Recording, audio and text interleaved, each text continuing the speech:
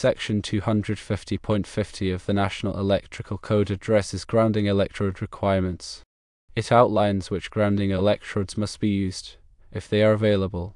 The grounding electrodes listed in 250.50 are water pipe, building steel, U for ground, ground ring, rod and pipe electrodes, and plate electrodes.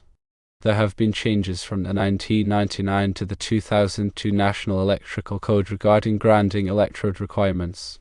The 1999 NEC did not explicitly require a ground rod at each structure.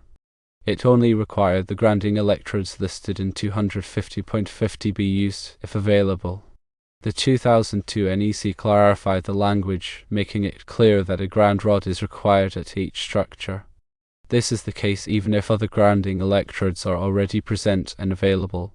The word available in the context of 250.50 means a few things. Firstly, the grounding electrode must be physically present at the structure. Secondly, it needs to be accessible for connection. Thirdly, the grounding electrode should be suitable for use, meaning it isn't damaged or corroded. Consider this example: a building has a water pipe and building steel, but no U for ground, ground ring, rod or pipe electrode, or plate electrode. In this situation, a ground rod must be installed, even though the water pipe and building steel electrodes are available. The requirement for a ground rod at each structure was added to enhance the safety and reliability of grounding systems. Ground rods offer a low resistance path to ground, which is crucial for protecting people and property from electrical hazards. This means, in essence, having multiple paths to ground improves the overall grounding system. Think of it like multiple safety nets. The water pipe, if metallic and extending at least 10 feet into the earth, can serve as a reliable grounding electrode, provided it's electrically continuous.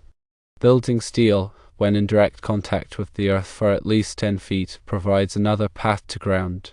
U for grounds, encased in concrete, offer a stable and effective grounding point. Ground rings, encircling the building, create a continuous grounding loop. Rod and pipe electrodes driven into the earth establish a direct connection to ground.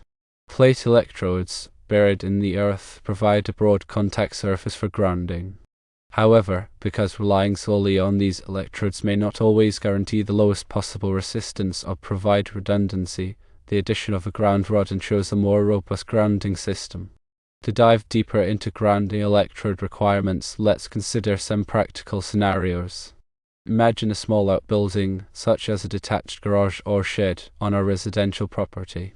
This structure has a metallic water pipe entering the building and a concrete encased electrode, a U for ground, present in the foundation. According to 250.50, both the water pipe and the U for ground must be used as grounding electrodes. Additionally, a ground rod or pipe electrode must also be installed, providing a supplemental grounding path. Another scenario involves a large commercial building with extensive steel framing. The building steel is in direct contact with the earth for more than 10 feet, meeting the requirements for a grounding electrode. The building also has a metallic water service.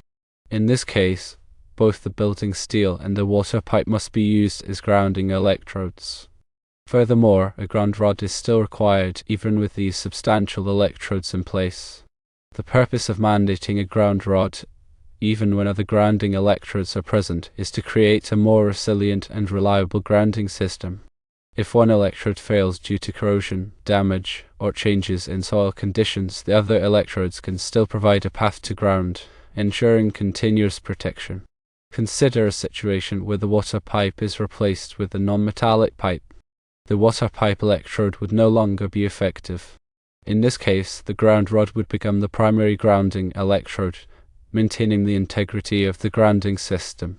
The National Electrical Code provides specific guidelines for the installation of ground rods. Typically, ground rods must be at least 8 feet long and driven into the earth vertically. If rocky soil prevents vertical installation, the ground rod can be buried at an angle not exceeding 45 degrees from vertical or laid horizontally in a trench at least 30 inches deep. The upper end of the ground rod must be flush with or below ground level unless protected against physical damage. The grounding electrode conductor, which connects the ground rod to the electrical system, must be sized according to NEC Table 250.66, based on the size of the ungrounded service conductors. The grounding electrode conductor must be securely connected to the ground rod using approved methods, such as grounding clamps or exothermic welding. When multiple grounding electrodes are present, they must be bonded together to create a unified grounding system. This bonding ensures that all electrodes are at the same potential, minimizing the risk of voltage differences that could create hazards. The bonding conductor, which connects the grounding electrodes, must be sized according to NEC Table 250.66, based on the size of the largest ungrounded service conductor. It's important to note that the effectiveness of a grounding system depends on several factors, including soil conditions, moisture content, and the type of grounding electrodes used. Soil resistivity, which measures the resistance of the soil to electrical current, plays a significant role. Low soil resistivity allows current to flow more easily, resulting in a more effective grounding system. Soil resistivity can vary greatly depending on the location and composition of the soil. Sandy soil typically has higher resistivity than clay soil. Moisture content also affects soil resistivity. Wet soil has lower resistivity than dry soil. In areas with high soil resistivity, it may be necessary to install multiple ground rods or use soil conditioning techniques to improve the effectiveness of the grounding system. Soil conditioning involves adding materials to the soil to reduce its resistivity. Bentonite clay, for example, can be mixed with the soil around the ground rod to improve its conductivity. The NEC requires that the resistance of the grounding system not exceed 25 ohms.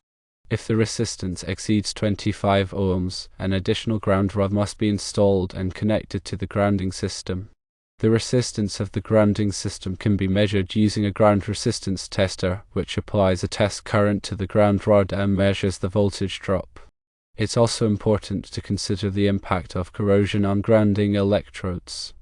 Over time, grounding electrodes can corrode, reducing their effectiveness. Corrosion is more likely to occur in acidic or alkaline soils. To minimize corrosion, grounding electrodes should be made of corrosion-resistant materials such as copper or stainless steel.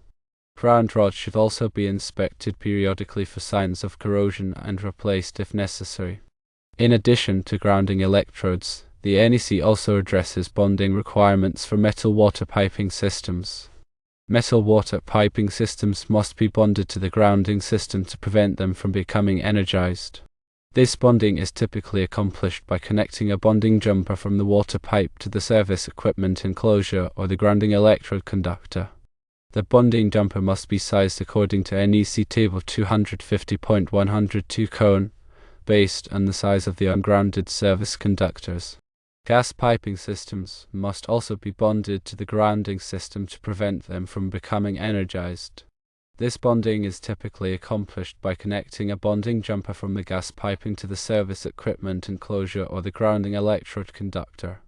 The bonding jumper must be sized according to NEC Section 250.104b.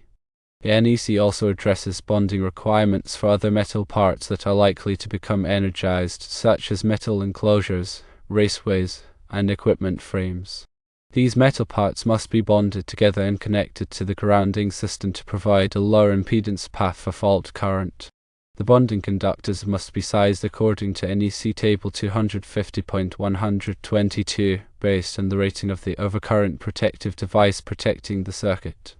In summary, the NEC Section 250.50 requires the use of specific grounding electrodes if available, including water pipes, building steel, U for ground, ground rings, rod and pipe electrodes, and plate electrodes.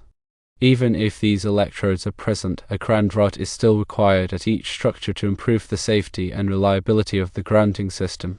The word available means that the grounding electrode is physically present, accessible for connection, and suitable for use. The grounding system must have a resistance of 25 ohms or less, and grounding electrodes should be inspected periodically for corrosion. Metal water piping systems, gas piping systems, and other metal parts that are likely to become energized must be bonded to the grounding system to provide a low impedance path for fault current. Proper grounding and bonding are essential for protecting people and property from electrical hazards. Grounding ensures that electrical equipment is connected to the earth, providing a path for fault current to flow back to the source, tripping the overcurrent protective device and energizing the circuit. Bonding ensures that all metal parts are at the same potential, minimizing the risk of voltage differences that could create electric shock hazards. A well-designed and properly installed grounding and bonding system is crucial for electrical safety.